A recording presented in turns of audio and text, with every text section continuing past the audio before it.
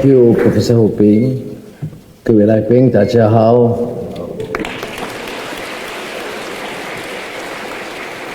President Gong, faculty members, and students. Of course, it is a rare honor to be here at Peking University, a beacon of China's intellectual life. From the cusp of the 20th century to the present, this institution has nurtured generations of leaders and visionaries, poets and dreamers, builders and innovators, people who have contributed to China's remarkable journey and inspired new possibilities for the future. It was here that the members of the May 4th movement were ignited, sparking a nationwide call for renewal and independence. Within these walls, the foundations of a confident, rising China were laid, leaving an enduring legacy to the vast nation. And it is from this very place that I believe President Xi Jinping's vision of a strong, democratic, civilized, harmonious, and modern socialist country by 2049 will ultimately be realized. As the Sung Dynasty poet Lo Yu wrote, this is the difficult part. Shan Chung Xu Fu Yi Wu Lu Liu A Hua Ming Yu Yi Chun.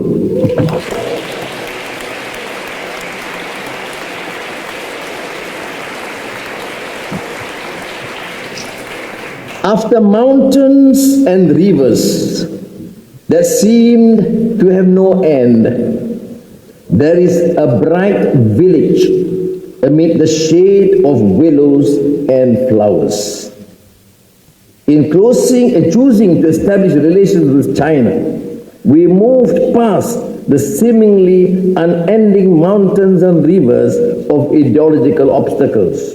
We made a conscious choice to step beyond past prejudices and uncertainties. What we found, on the other hand, was a place of shared purpose and partnership. Since then, our relations has deepened and matured. President Gong made that reference clearly, reaching a milestone in 2023 with the establishment of the Comprehensive Strategic Partnership. The spans of political, economic, cultural, and defense lies and embodies the trust and shared vision that binds our two nations. The partnership is further strengthened by the alignment between China's Belt and Road Initiative and Malaysia's Madani Economic Framework. The shared vision highlights our commitment to inclusive and sustainable development. The Madani Framework is rooted in the welfare and dignity of our people, prioritizing social justice, economic resilience, and sustainability. In governance, Malaysia and China are decidedly on common ground. Both our nations are united in the conviction that good governance is both a moral imperative and the foundation of prosperity. We stand together in our commitment to combat corruption and to ensure that the benefits of growth reach everyone, not just a select few. The economic partnership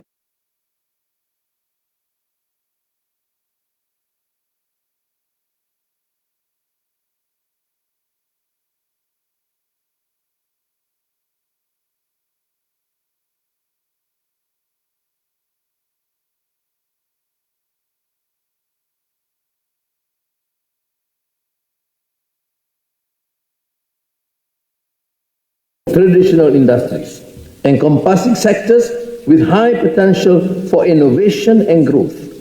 Malaysia and China are working closely to enhance collaboration in the digital economy, green energy, artificial intelligence, and the semiconductor industry. In education, alluded to both scholars, we see the fruits of collaboration between Chinese and Malaysian universities. While pursuing academic excellence, this collaboration will further enhance cross-cultural exchanges and appreciation of cultural bonds and lies to enrich the bond of friendship and trust. Mr. President, I would certainly support the idea of extending this collaboration. Particular example of a leading university of research and science and culture with our universities. Now, as Malaysia prepares to assume the role of ASEAN chair in 2025, we are keenly aware of the responsibility that entails. ASEAN has evolved into a region of 671 million people with a combined GDP of $3.8 trillion, making it the fifth largest economy in the world. The complexities of our global landscape requires ASEAN to take on new roles and responsibilities. In 2005, our chairmanship theme of inclusivity and sustainability reflects a vision of ASEAN where all members, regardless of size or economic capacity, benefit from growth and development. To achieve this, Malaysia will champion the principles of ASEAN Centrality. This is a concept that places ASEAN at the heart of regional peace, security, and economic cooperation. Our region should interact constructively with global powers while maintaining our independence and promoting regional stability. That's why we have asserted in no uncertain terms that we will not tolerate any unilateral decision that dictate other nations. And this is precisely again the reason why we will continue to engage with China as our friend and our trusted ally. Above all, ASEAN centrality can only be maintained if Southeast Asia is united and cohesive.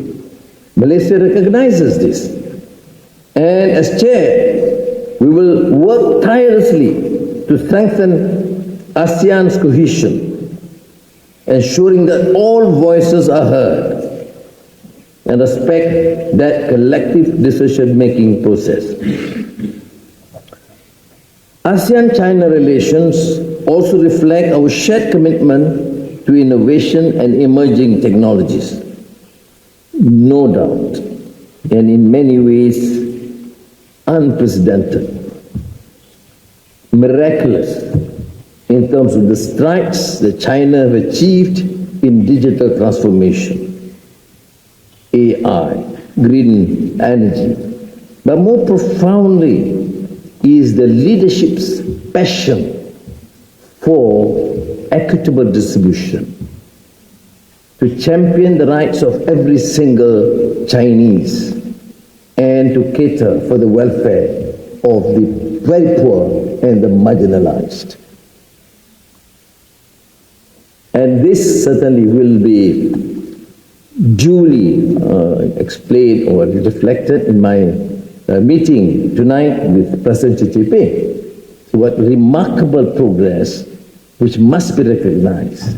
Yes, there is huge digital transformation and phenomenal success and progress economically, but it's always that passion for the right of every single citizen, and that again, that the phenomenal success in tackling the root problems of poverty, in particular abject poverty. Now in 2025, Malaysia will initiate a trilateral forum involving ASEAN, the Gulf Cooperation Council, 7 Arab countries, and China, which will introduce a unique dimension of ASEAN-China relations. By linking ASEAN, China, and the GCC, we can build a bridge between East Asia, Southeast Asia, and the Middle East, enabling deeper economic, cultural, and strategic ties among our regions, which will contribute to creating a shared vision for cooperation. Now, as we look towards strengthening ASEAN-China relations, it is essential that we draw inspiration from the principles that guide our cooperation. On this score, I would like to note that I am deeply moved by President Xi Jinping's steadfast commitment to fairness and justice.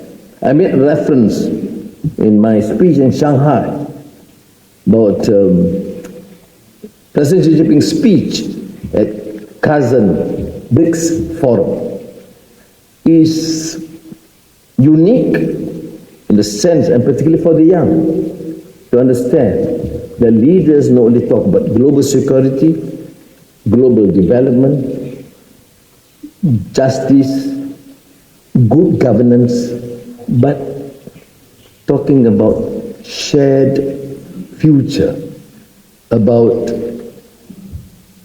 having the capacity and the resolve to understand the need to uplift living standards of people throughout the world. And coupling with the central issue of civilization and culture, you name me which other leader articulates the vision for the future while trying to understand civilization, values, and culture. That is why I feel certainly comfortable in exchanges with the President for his foresight and vision. I remember his address marking the 70th anniversary of the 5 principles of peaceful coexistence. President Xi Jinping emphasized that China advocates the vision of global governance featuring extensive consultation and joint contribution for shared benefit, and China believes in true multilateralism. Now, this consistent articulation of shared value underscores the imperative for a global security and prosperity. And this is contrary to what we have been told and seen, the rapaciousness, the endemic corruption, and the arrogance of power, the talk about unilateralism, and gross injustice perpetrated against people, and the worst, of course, if you see daily in Gaza. This vision is what the world needs. The deficit is, of course, the deficit of humanity, of values, of respect for culture and civilization. So this articulation, to me, is most opportune, considering that there is so much trust deficit, racism, phobias, protectionism, unilateralism confronting our world today. As for shared prosperity, no one can deny that China has the moral high ground to advocate the principle of shared future on account that its remarkable achievement in eradicating extreme poverty. In Malaysia, addressing socio-economic inequality has been our top priority. And these achievements are attained on a platform dedicated to the pursuit of global peace and harmony, with repeated emphasis on crucial importance of a society rich in culture and ethnic diversity. Now we need therefore to work together to build a deeper, more mature partnership, one that celebrates achievements and values open, constructive dialogue. Real progress happens when we move beyond words to actions that foster trust and address shared challenges. Allow me to end by reiterating that here are profound lessons that we can learn from China's experience in economic development, geopolitics, and international diplomacy. China's balanced approach to geopolitics and its advocacy for multilateralism highlights the value of stability, cooperation, and respect for sovereignty. President Xi's persistent call for extensive consultation and joint contribution for shared benefit embodies a vision of global governance rooted in fairness and collective progress. We and other global partners can therefore work together towards a world where prosperity, security, and peace are achieved not through dominance but through genuine partnership and respect. 谢谢。